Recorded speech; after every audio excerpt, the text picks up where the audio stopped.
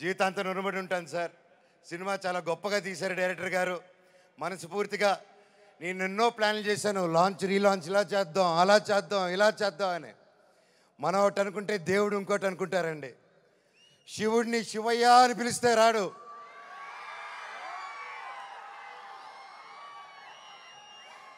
శివుడిని మనసారా తలుచుకుంటే ఇలాగ మా డైరెక్టర్ గారి రూపంలోనో, ప్రొడ్యూసర్ గారి రూపంలోనో, మీ అందరి రూపంలోనో వచ్చేదే శివుడు. పేరు పేరున థ్యాంక్స్ అండి.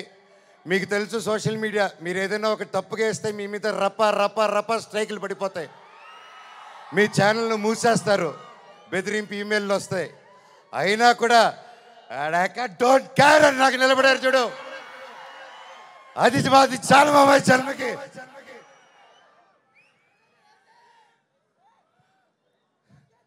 ఇన్నాళ్ళ తర్వాత భైరవం అనే సినిమా ఈరోజు తీసి షూటింగ్ చేసి గొప్పగా ఈరోజు సెలబ్రేట్ చేసుకుంటున్నాం అంటే దానికి ఇక్కడ నిలబడిన ప్రతి ఒక్కరూ కారణం. ముఖ్యంగా ప్రొడ్యూసర్ గారు, రాధామోహన్ గారు, శ్రీధర్ గారు. మీరు ఎంతో ప్యాషన్ కాకపోతే ఇలా మేము గ్యాప్ ఇచ్చి, మాకు ఈ మధ్యకాలంలో హిట్లు లేవు, నేను అప్పుడు కూడా పెద్ద గొప్ప సినిమాలు చేయలేదు, ఏదో నాకు నచ్చింది, నాకు తోచింది ఏదో డిఫరెంట్గా చేసుకోవాలని చేసుకుంటూ వెళ్ళిపోయారే తప్ప అంతంత గొప్పవాడిని కూడా కాదు.